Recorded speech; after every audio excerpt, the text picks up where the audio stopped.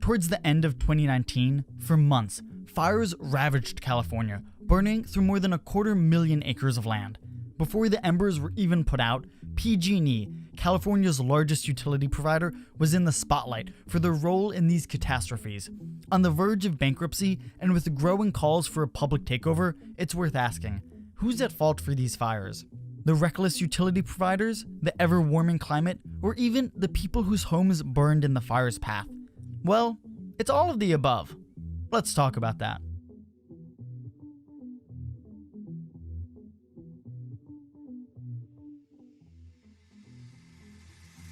California's Mediterranean climate keeps forests without rainfall for months at a time.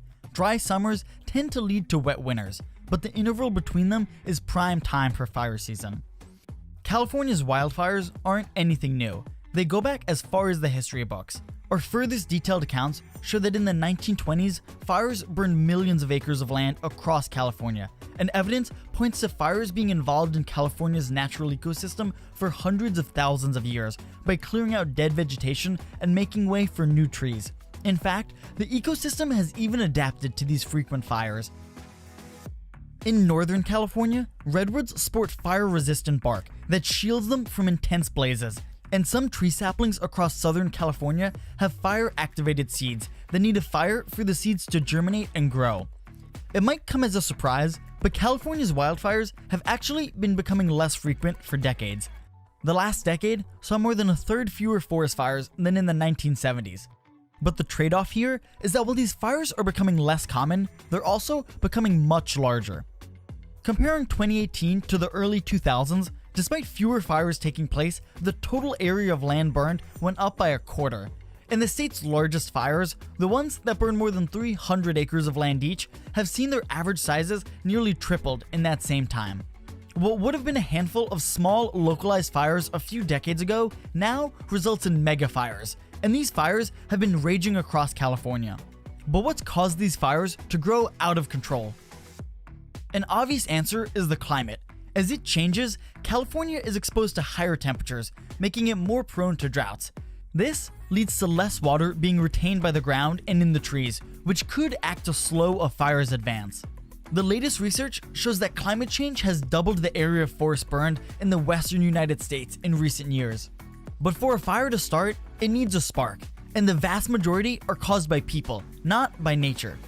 At the center of the California fire debate has been PG&E, California's largest utility company that provides gas and electricity for 16 million of California's 40 million people, including myself. That's about 40% of the state.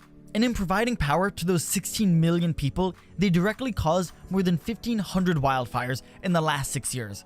On one hand, that's only about 3% of the fires California experienced in that time frame. But not all fires are created equally.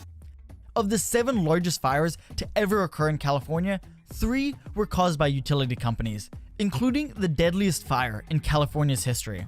And PG&E might be criminally negligent. In 2017, PG&E estimated that the life expectancy of their high-voltage cables was 65 years, but the average of cables in use was 68 years, and some topped 100. This means that some cables were carrying more than 300,000 volts of electricity and were old enough to have provided power to Theodore Roosevelt. Lawsuits from the victims of recent fires, totaling billions, led to PG&E declaring bankruptcy just last week. But at the same time, are these fires really the utility's fault? Sure, they own the downed lines that caused the fires, but why are lines stretching deeper into forests than ever before? There's another cause for the rapid rise in wildfire destruction, one that most people don't talk about, and it's the people that live in the fire's path. California is the most populous state in the nation, with over 40 million people. Today, 1 in 8 Americans call California home. And as California's population has swelled, it's leaked out of its urban confines along the coast and into California's inland forests.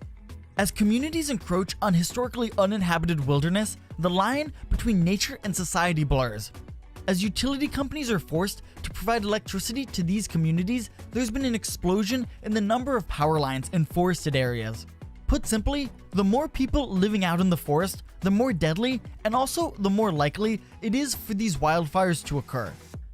And on top of all of this, a century of fire suppression policies where the government quickly put out any and every fire they could led to forests becoming filled with dead trees that would normally be cleared out in periodic fires. Now, decades of dead trees act as the kindling for the recent mega fires. And you remember those trees with fire-resistant bark we talked about at the start of the video? Well, they can survive normal fires, but with all this extra kindling, the fires have been burning hotter, killing even the most fire-resistant trees. In recent years, all these factors have played a role in exacerbating California's wildfires, causing the largest and deadliest fires in their history. The fires are complex and a result of societal choices, and as a result, there's no one simple cause or solution. On top of all of this, the fires can have huge variability. Without changing much, last year saw a 90% decrease in acreage burned, mostly just because it was a wetter year. If there's one thing you learned from this video, it's that the wildfires are complex and have a lot of causes, so they probably aren't going anywhere. So if you live in California, buy some fire insurance. Don't forget to like and subscribe, and I'll see you next time.